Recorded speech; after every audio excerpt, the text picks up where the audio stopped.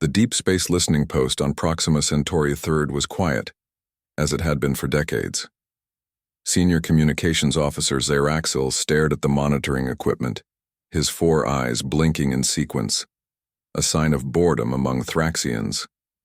His scales had dulled from years spent under artificial lighting, away from the nurturing radiation of his homeworld. Another dull shift in a career of monitoring cosmic background noise. Zaraxil stretched his limbs and prepared the daily report that no one would read. Then the equipment beeped.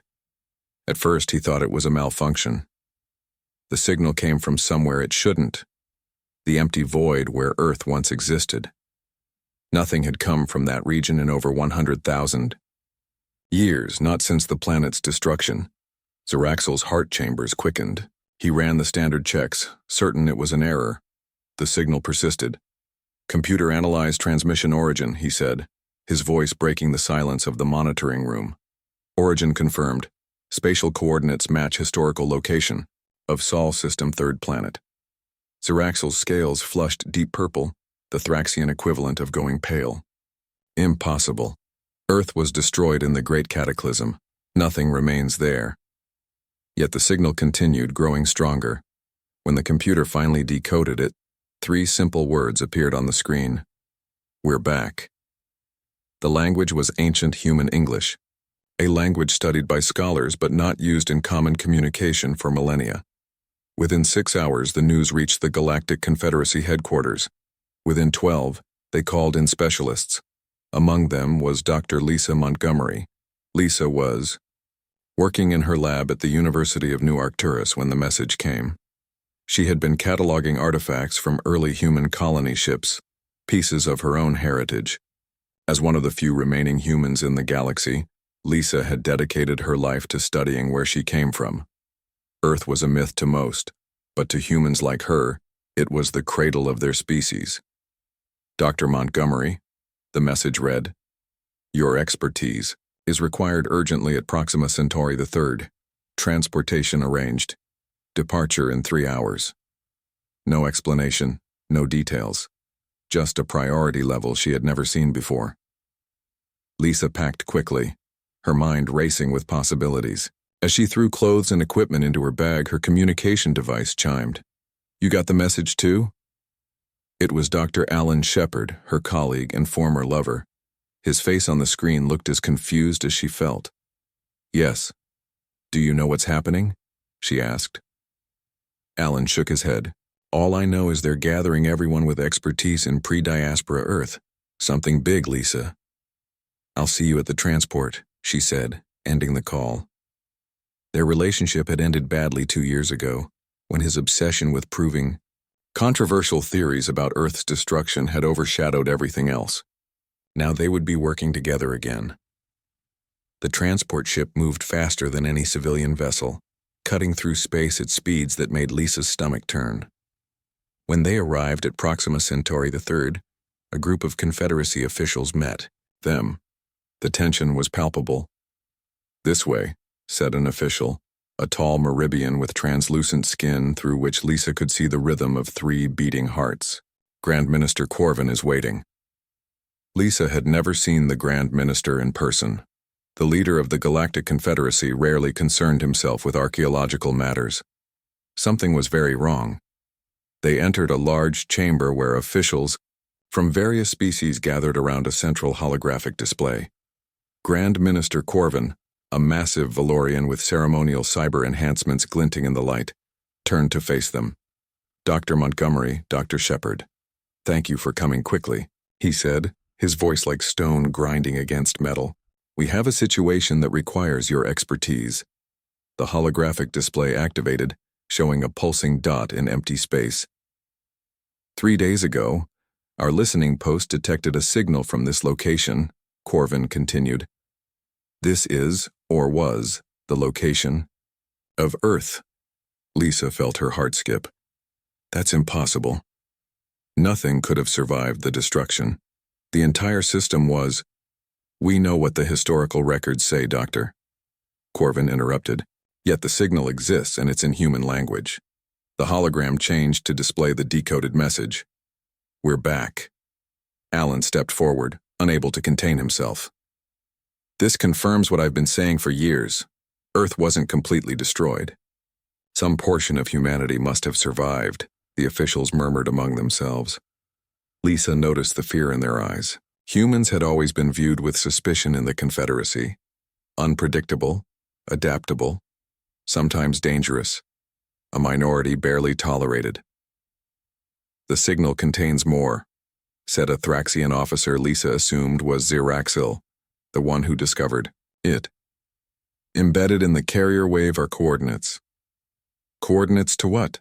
Lisa asked. Unknown. They point to a location in deep space, far from any star system or known celestial body. The Grand Minister's expression darkened. The council is divided. Some believe we should investigate. Others think we should destroy the signal source immediately. Lisa couldn't believe what she was hearing. Destroy it? Without even knowing what it is? This could be the most important discovery in galactic history. It could also be a threat, Corvin said. Your species has always been unpredictable. Alan laughed bitterly. You mean we don't always follow orders like good subjects of the Confederacy? Lisa shot him a warning glance. This wasn't the time for his rebellious attitudes. I propose a compromise, she said. Let us lead a small expedition to these coordinates. If there's any danger, we retreat and inform the council. But we can't. Ignore this. We need to know. Corvin considered her words. The council will decide tomorrow. Until then, you will work with our analysts to learn everything possible from this signal. As the meeting ended, Lisa pulled Alan aside. What do you think this is? Really? Alan's eyes shone with excitement. Remember my theory that Earth wasn't destroyed by a natural cataclysm? That the early Confederacy species feared humanity's potential? Not this conspiracy again, Lisa sighed. Think about it, Lisa. What if some humans found a way to escape? What if they've been out there all this time, growing stronger, waiting? For 100,000 years? Lisa shook her head. That's impossible. Later that night, alone in her assigned quarters, Lisa studied the signal data. Hidden beneath the coordinates, she found something the Confederacy analysts had missed. A fragmented message encoded differently from the rest. As she decoded it piece by piece, her hands began to shake. The message was simple, but its implications were enormous. Lisa Montgomery, Alan Shepard, we've waited for your births. Come find us. The message knew their names. Somehow, whatever sent this signal had been waiting specifically for them.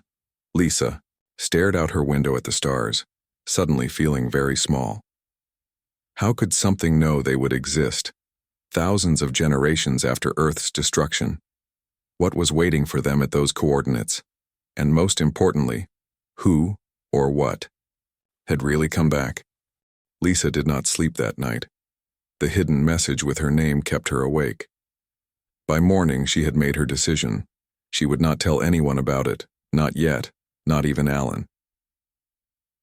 The council meeting was tense. Representatives from 12 species sat in a semicircle, their faces showing various degrees of concern and curiosity. Grand Minister Corvin called for order. We have reached a decision, he announced.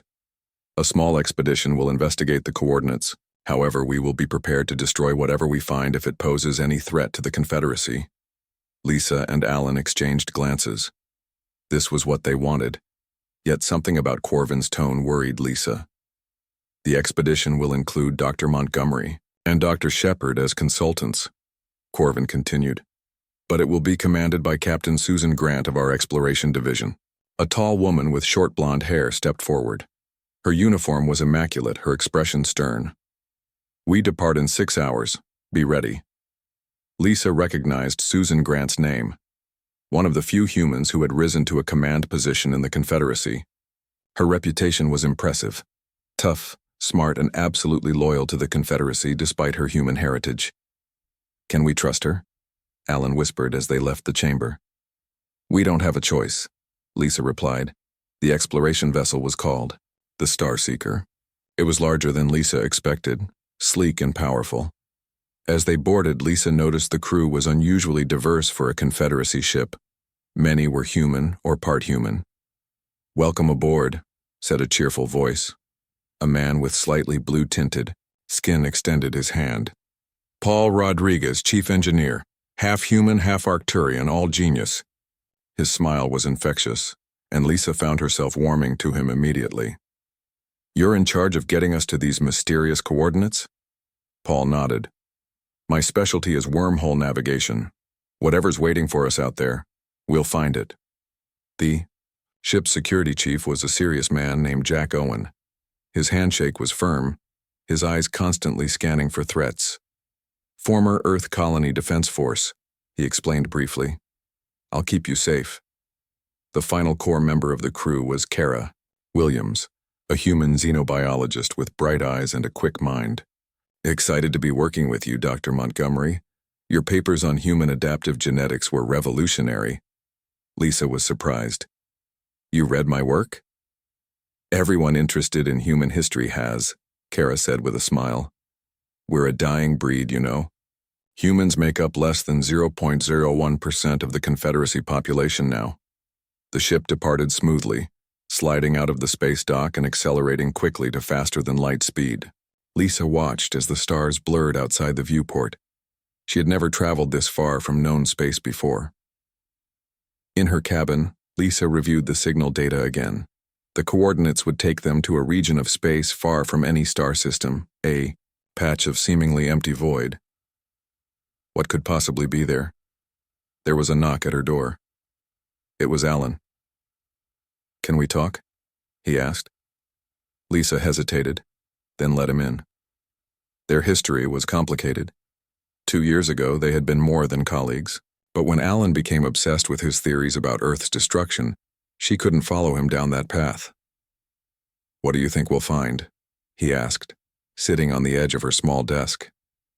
"I don't know," Lisa admitted. "But I found something in the signal I haven't told anyone about yet." Alan's eyes widened as she showed him the hidden message with their names. "How is this possible?" he whispered. "I don't know that either," Lisa said. "But it changes everything." "We need to be careful who we trust," Alan said. "The Confederacy has always feared humans. If they think there's a threat, they'll destroy first and ask questions later." Lisa nodded. "Captain Grant seems loyal to the Confederacy. Too loyal, maybe. We should talk to the others, Paul, Jack, and Kara. They're human too, or part human. Maybe they'll help us if things go wrong." 3 days into the journey, the ship's library system malfunctioned, granting Lisa access to historical records normally restricted to high-level officials. She couldn't believe it was an accident. What she found shocked her. The official history said Earth was destroyed by a natural cataclysm, a chain reaction in the sun that caused it to briefly expand, consuming the inner planets before settling back to normal. But these hidden records told a different story. Earth had been deliberately targeted. The founding species of the Confederacy had feared humanity's rapid advancement and unpredictable nature. They engineered the solar event, making it look natural, while ensuring Earth's destruction. Lisa downloaded everything she could before the system corrected itself. When she showed Alan, his face was grim. "I knew it," he said. "I've been saying this for years, but I never had proof." "We can't tell anyone yet," Lisa warned. "Not until we know who to trust." As they approached the coordinates, strange things began to happen. Crew members reported odd dreams. Equipment malfunctioned in ways the engineers couldn't explain. And Lisa started seeing things, brief flashes of a blue sky, green grass, things she had only seen in historical images of Earth. "It's affecting you too?" Jack asked, finding her staring at her shaking hands in the mess hall. "The visions?" Lisa was surprised. "You're having them?" Jack nodded. "Earth. I see Earth as it was. But I was born on Colony 9. I've never seen Earth except in pictures." More crew members reported similar experiences. Something was affecting them all, increasingly strongly, as they neared their destination. On the 7th day, Paul called an emergency meeting in the engine room, away from the ship's monitoring systems. We're not heading to a place, he said, voice low. We're heading to a time. What do you mean? Lisa asked. Paul's eyes were bright with excitement and fear. The coordinates, they're not just spatial. There's a temporal component. We're being guided to a specific point in space-time. A time machine? Alan asked, skeptical. More like a gateway, Paul explained. Something is bending space and time around these coordinates. I've never seen anything like it. Captain Grant's voice came over the intercom, interrupting them. All senior staff to the bridge. We're approaching the target coordinates. As they entered the bridge, the view screen showed only empty space. Then something began to appear. A distortion at first, then growing, expanding. What is that? Captain Grant demanded. Lisa stepped forward, staring at the massive structure, now visible before them. It was a perfect sphere, enormous beyond comprehension, at least 30 million kilometers in diameter. It seemed to be built around a neutron star, harvesting its energy. The surface was covered in countless tiny lights, cities perhaps, or energy collection points. It's human, she whispered, somehow certain. The design principles. They're advanced beyond anything I've seen, but the underlying approach is human. Impossible, said one of the Confederacy observers. No human civilization could build something like this. But Lisa knew, deep in her bones, that she was right. And as if confirming her thoughts, a message appeared on the main communication screen. Welcome, home, children of Earth, we've been waiting for you. The bridge of the Starseeker fell silent. Every crew member stared at the message on the screen. Captain Grant was the first to recover. Open a communication channel, she ordered.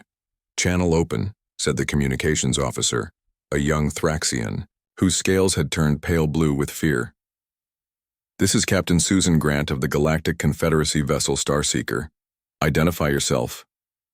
There was a pause, then the screen changed. A man appeared, or what seemed to be a man. He looked perfectly human with kind eyes and graying hair. He wore simple white clothing with no visible technology. Hello, Captain Grant. My name is Gregory Clark. On behalf of the Continuum, I welcome you, especially our lost cousins. His eyes moved to Lisa and Alan, then to Paul, Jack, and Kara, the human and part human crew members. What is the Continuum? Captain Grant asked. Gregory smiled. We are what remains of Earth, what evolved from Earth. We've been waiting for this moment for a very long time. One of the Confederacy observers pushed forward. Earth was destroyed 100,000 years ago. No human civilization could have built this structure. From your perspective, yes, that much time has passed, Gregory agreed. Time flows differently where we have been. Lisa stepped forward. The signal knew our names. How? Because we have been watching, waiting for the right humans to be born. You and Alan have the right combination of knowledge, curiosity, and connections to help us reconnect with the galaxy. Captain Grant's expression hardened. You've been spying on Confederacy worlds? Gregory's expression became sad. We've been watching over our lost children, the few humans who escaped Earth's destruction in the early colony ships. Your ancestors. May we come aboard? Lisa asked suddenly. Captain Grant turned to her in shock. Dr. Montgomery, that is not your decision to make. Actually, Gregory said, I was about to invite you to dock with our station. There's much to show you that cannot be explained through a view screen. The captain hesitated, then nodded curtly. We will accept your invitation, but be warned, any hostile action will be met with force. Gregory smiled. We mean you no harm. Follow the guidance beacon to docking bay 17. As the Starseeker approached the massive structure, they could see details that weren't visible from a distance. The surface was not solid, but composed of countless smaller structures all connected in a complex pattern. It reminded Lisa of pictures she had seen of coral reefs on ancient Earth. It's beautiful, she whispered. The docking process was smooth, as if the station itself was guiding them. When they stepped out of the airlock, Gregory was waiting with two others who looked equally human. Welcome to New Earth, he said, though that name doesn't quite capture what we are now. The air smelled fresh, like a forest after rain. The gravity felt perfect. Everything was designed to make humans comfortable. "This way," Gregory said, leading them down a corridor that seemed to be made of some living material. It glowed softly, providing light without any visible lamps. They entered a large circular room with a window that looked out into space. But when Lisa looked closer, she gasped. It wasn't space she was seeing. It was Earth. Blue oceans, green, and brown land masses, white clouds swirling across the surface. "Is that?" she began. "A memory," Gregory said, "and a promise." He gestured to seats that formed around them, growing out of the floor. As they sat, the room darkened slightly, and the image of Earth grew larger. "I need to tell you the truth," Gregory said. "The full truth about what happened to Earth." Images began to form around them, so real that Lisa felt she could reach out and touch them. They showed Earth as it was before its destruction. Cities, forests, oceans. Humanity was young but advancing quickly, Gregory explained. Too quickly for the comfort of other species who had already begun to explore the stars, particularly the Valorians and Thraxians. The Confederacy observers shifted uncomfortably. They saw in humans something they feared: adaptability, creativity, and a certain useful ruthlessness when threatened. They decided Earth needed to be eliminated before humans expanded beyond their solar system. The images changed, showing massive ships positioning themselves around the sun. Energy beams penetrated deep into the star, causing instability. They made it look like a natural disaster, Gregory continued. Then they erased most records of Earth's existence, leaving only fragments of history. They wanted humans forgotten. "That's a lie," one of the observers shouted. "The Confederacy protects all sentient species." Gregory looked at him sadly. "Your ancestors did what they thought was necessary for their survival, but they underestimated us." The images changed again, showing a group of humans working with strange technology. A small group of scientists had developed technology that allowed them to step sideways in reality, into a higher dimension of spacetime. When they realized what was happening to the sun, they saved as many as they could by bringing them into this other dimension. "How many?" Alan asked. "Just over 10 million, Gregory said. "A tiny fraction of Earth's population. The rest were lost." The weight of this number hung in the air. Billions had died in the cataclysm. "In this higher dimension, time flows differently," Gregory explained. "We experienced thousands of years of development while only 100,000 passed in normal space. We evolved, we grew, we transcended many physical limitations." "Are you still human?" Kara asked, her scientific curiosity overcoming her shock. Gregory smiled. "What does it mean to be human? We still carry human DNA, human memories, human values, but we've become something more as well." "Why reveal yourselves now?" Captain Grant asked. "Why not earlier or later?"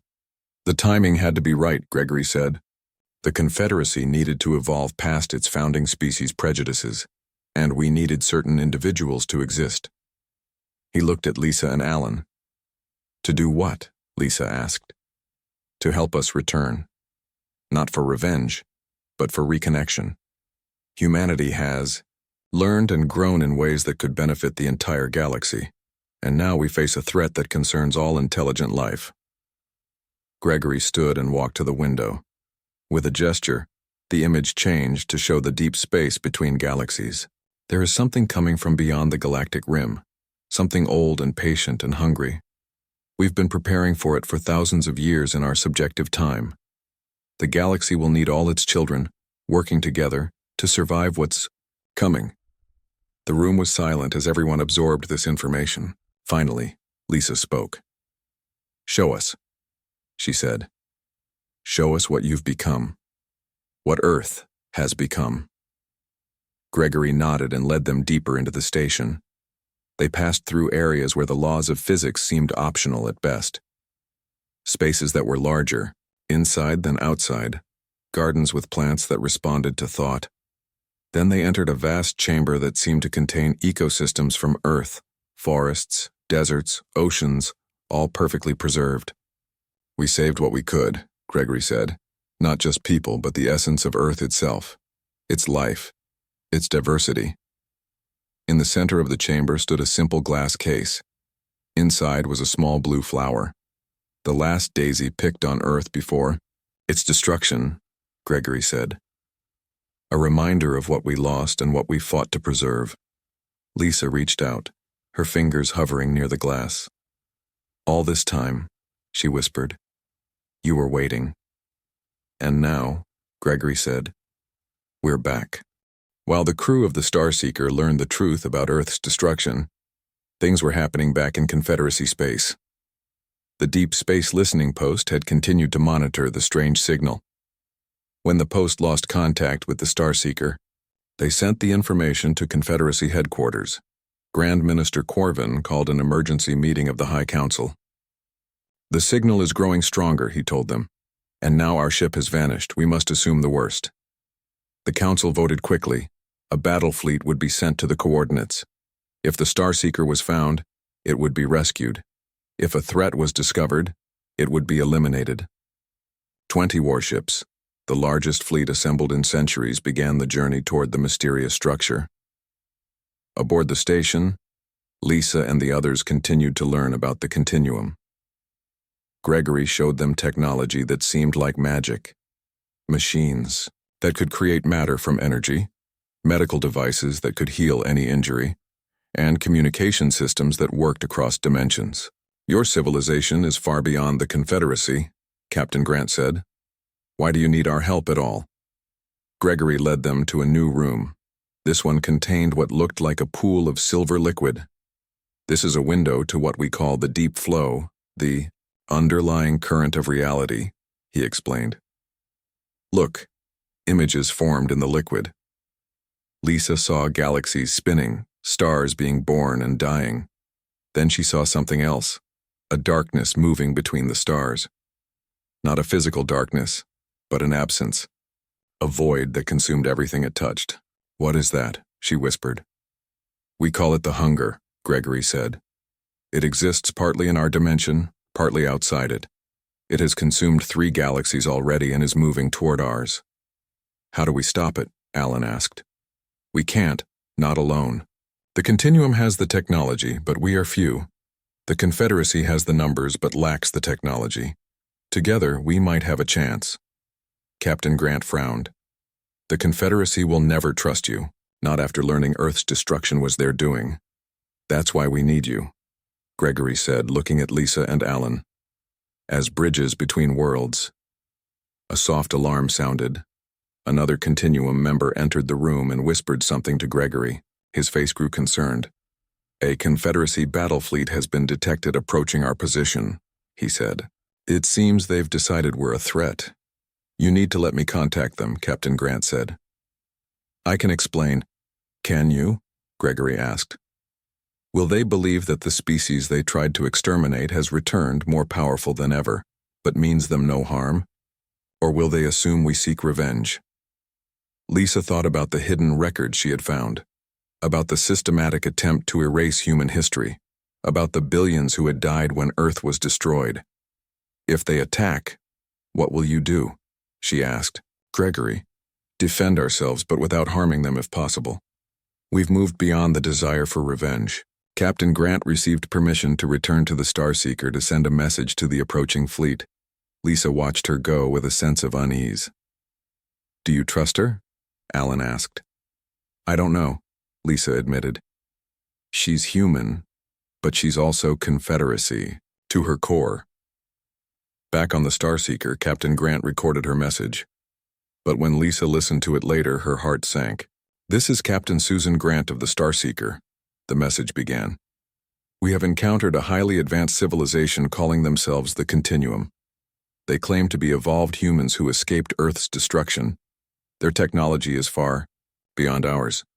I recommend immediate attack before they can complete whatever they're planning. She betrayed us, Jack said, his former military training evident in his rigid posture. She's giving them attack coordinates. Gregory didn't seem surprised. Fear is a powerful force. For 100,000 years, the Confederacy has taught that humans are dangerous. She's doing what she thinks will protect civilization. We need to warn the fleet, Lisa said. Make them understand. They won't listen to us, Alan pointed out. We're just archaeologists. Kara Williams, who had been quiet until now, stepped forward. I've been working with Gregory's medical team. They've discovered something interesting about our DNA. She pulled up an image on a small device.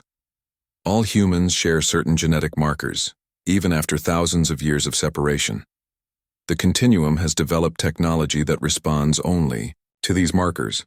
What are you suggesting? Lisa asked. We can access their communication systems, send a message directly to every human and part human in the Confederacy fleet. Tell them the truth. Paul Rodriguez grinned. A genetic broadcast. Brilliant. The plan came together quickly. Lisa and Alan would craft the message. Paul would help adapt the Continuum's technology. Jack would try to delay the Starseeker's departure. Kara would provide the genetic key. As they worked, the battle fleet drew closer. Captain Grant had locked herself on the bridge of the Starseeker, refusing all communication. She thinks she's saving the galaxy, Jack said after a failed attempt to reach her. She really believes the Continuum is a threat. Then we need to prove otherwise, Lisa said. The message they created was simple. It included the historical record showing Earth's deliberate destruction. It showed the Continuum's peaceful development.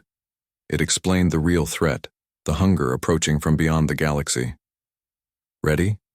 Gregory asked as the system powered. Up, Lisa nodded. Send it.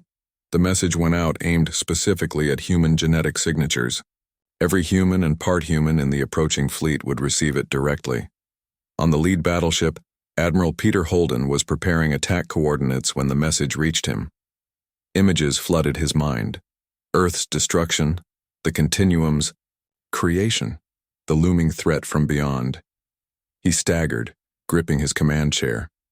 Around him, other officers with human ancestry were having similar experiences. The truth, hidden for 100,000 years, was finally being revealed. Sir, his communications officer said, the fleet is requesting new orders. Many ships are questioning the attack plan. Admiral Holden took a deep breath. His ancestors had escaped Earth on colony ships. His family had preserved stories of the Blue World for generations. Stand down weapons, he ordered. Open a direct channel to the Continuum structure. But not everyone was convinced. 3 ships commanded by pure-blooded Valorians whose ancestors had ordered Earth's destruction broke formation. They accelerated toward the Continuum structure, weapons powering up. They're going to attack, Lisa said, watching the tactical display. Gregory nodded calmly. We are prepared. As the attack ships fired their first salvos, the energy beams simply disappeared before reaching the structure. A soft blue light extended from the Continuum, enveloping the 3 ships. They froze in space, unable to move or fire again. No, harm will come to them, Gregory assured Lisa. But they cannot harm us either. The other ships held position. On the main communication channel, Admiral Holden's face appeared. This is Fleet Admiral Peter Holden, he said.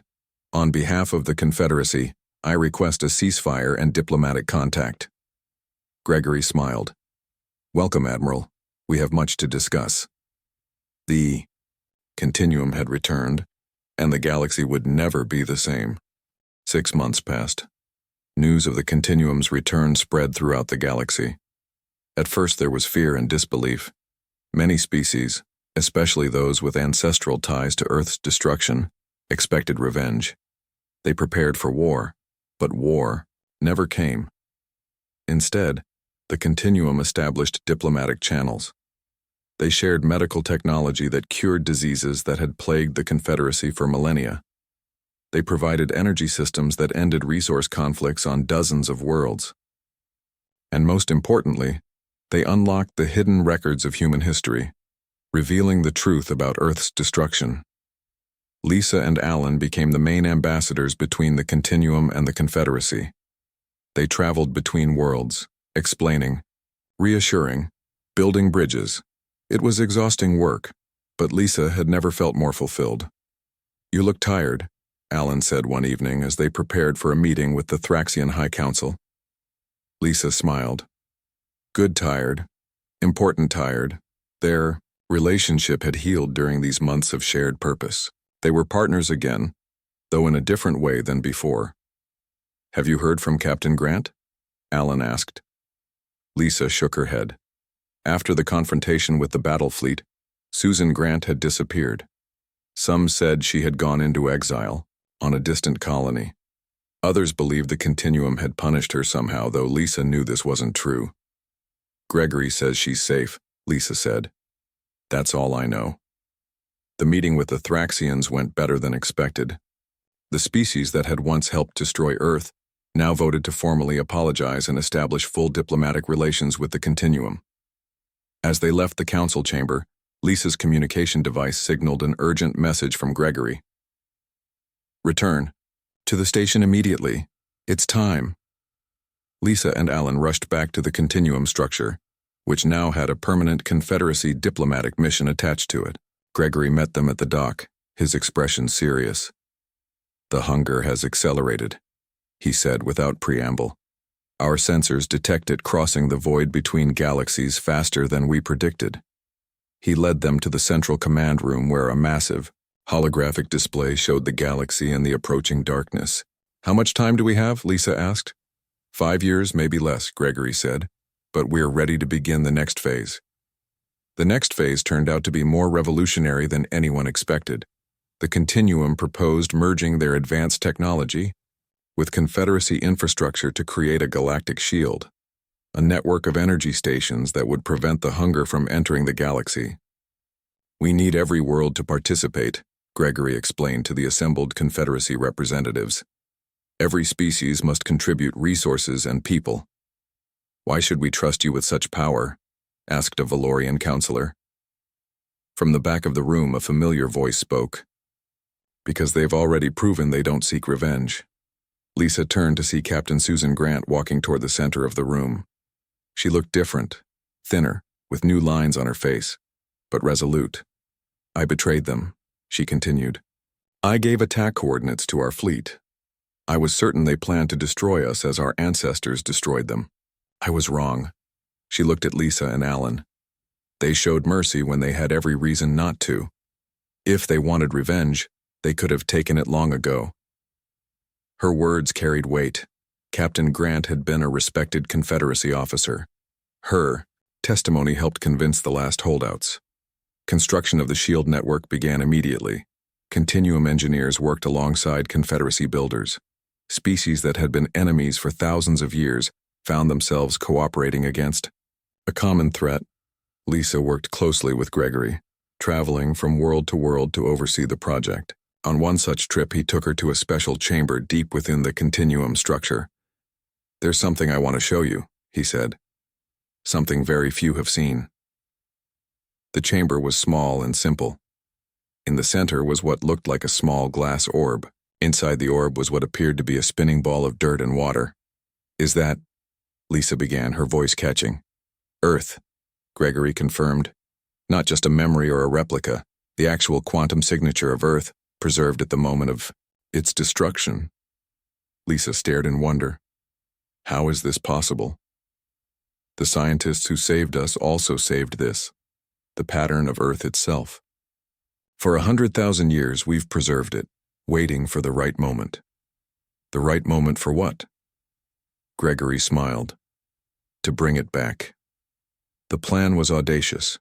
Once the shield network was complete and the hunger contained, the Continuum would use their dimensional technology to restore Earth to its original position in the Sol system, not just a copy but the actual planet, reconstructed from its quantum pattern. "It won't be exactly the same," Gregory cautioned. "The people, the buildings, those are gone forever. But the land, the seas, the foundation of what Earth was, that can be restored." News of this plan spread quickly. Humans from across the galaxy, many who had never thought much about their ancestral home, began to feel a strange longing. Colony worlds that had been settled by humans sent representatives to help with the SHIELD project, motivated by the promise of Earth's return. 3 years of intense work followed. The SHIELD network grew, station by station, world by world. There were setbacks and challenges, but the project continued relentlessly forward. On the day the final shield station was activated, representatives from every species gathered at the continuum structure. Lisa stood beside Alan, watching as the network came online. The holographic display showed a web of energy surrounding the galaxy, pulsing with power.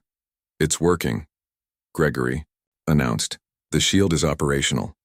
A cheer went up from the assembled crowd. Lisa felt tears on her cheeks.